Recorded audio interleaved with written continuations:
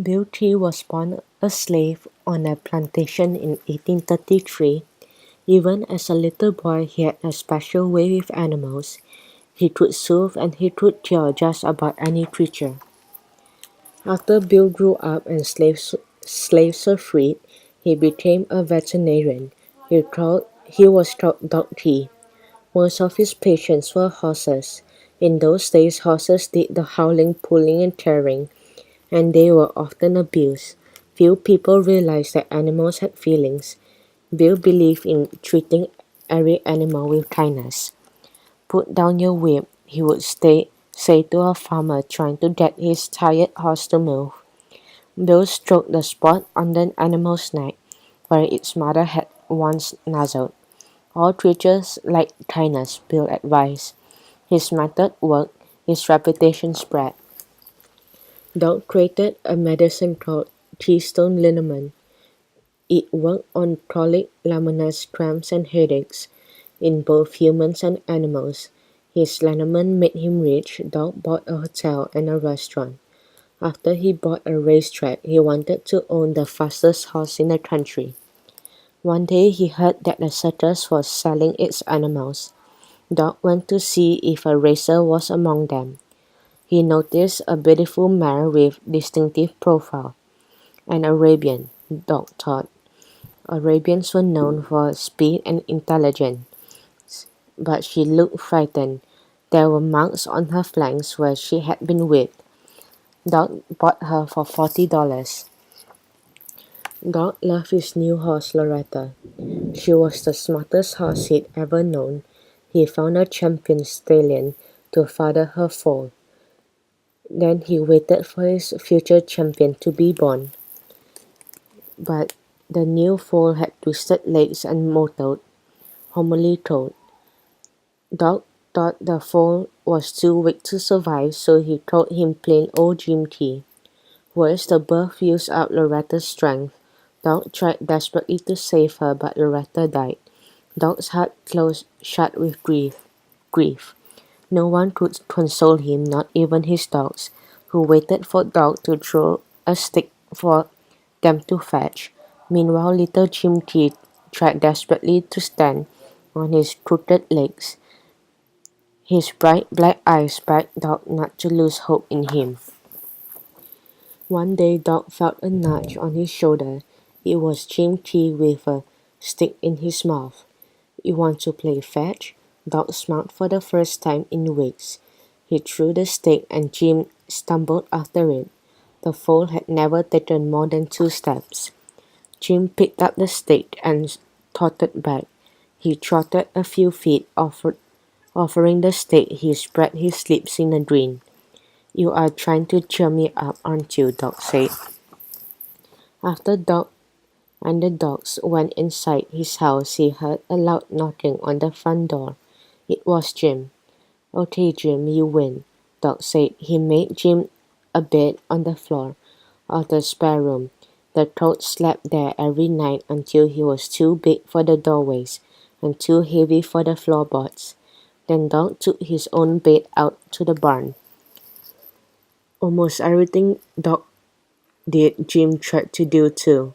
Jim figured out how to unlock the paddock gates. He opened the drawer where Doc kept apples, ate them all, and then shut the drawer. The dog laughed at his antics. Jim seemed to laugh too. "I wonder what else you could learn," Doc said. Jim lifted his chin as if to say, "Try me." Doc decided to take time off from selling liniment. Doc taught Jim one lesson at a time, repeating it and rewarding Jim with apples or sugar. First, Doc wrote the letter A on a card. He said A aloud and then put the card in Jim's lips, held them shut, and patted his neck.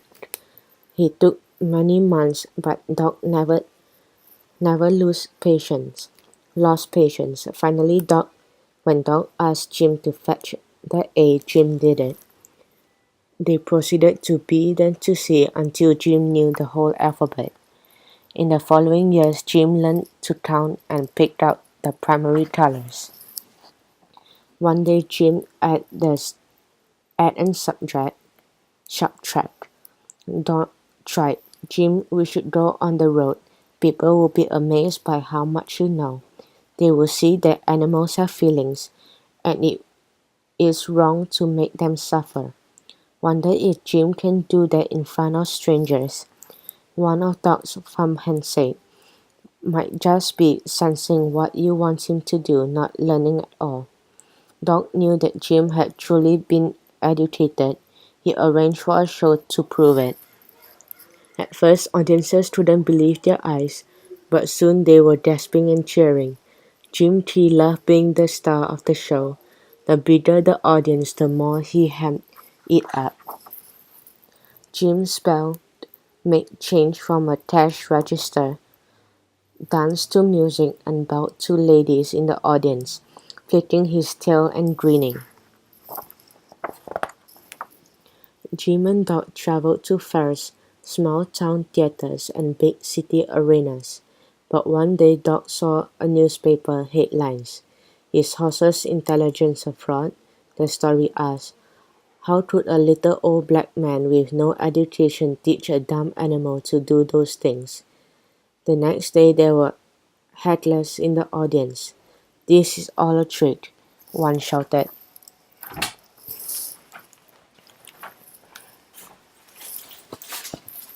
Some people are offended by your brain power, Doc said to Jim.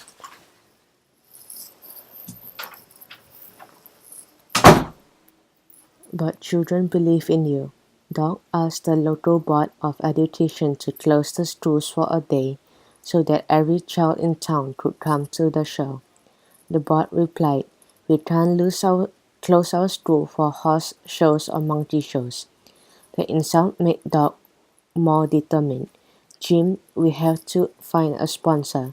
We can't fight prejudice all by ourselves. Doc wrote to the Society for the Prevention of Cruelty to Animals. Let us team up. Jim can help spread your message. What if your act is a hoax? They wrote back.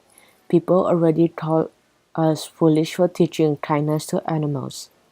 Doc invited them to come see for themselves, and they agreed, as long as the demonstration was secret. The big day arrived. Doc and Jim waited and waited, but no one showed. Doc said, I have another idea. Doc invited a team of professors from Harvard University to examine Jim T and decide if he was really educated. The professors agreed. You must wait outside while we examine Jim, they told Doc.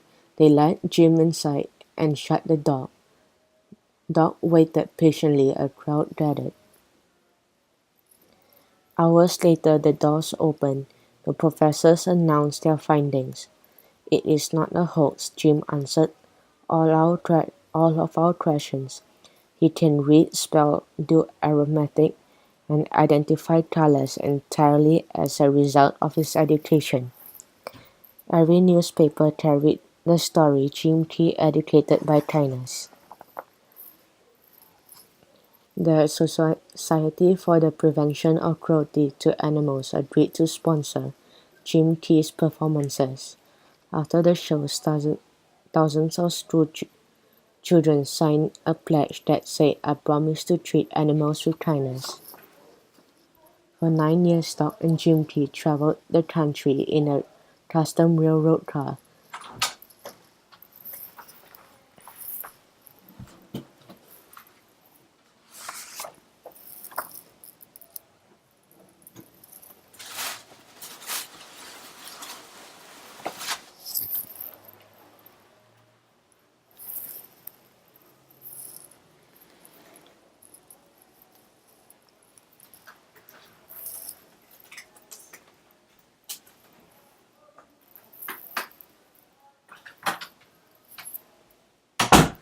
Delighting audiences of all kinds. Then they retired to a peaceful life on Jim T farm, where the enthusiastic fans visited, and Jim was always happy to amaze them with what he knew.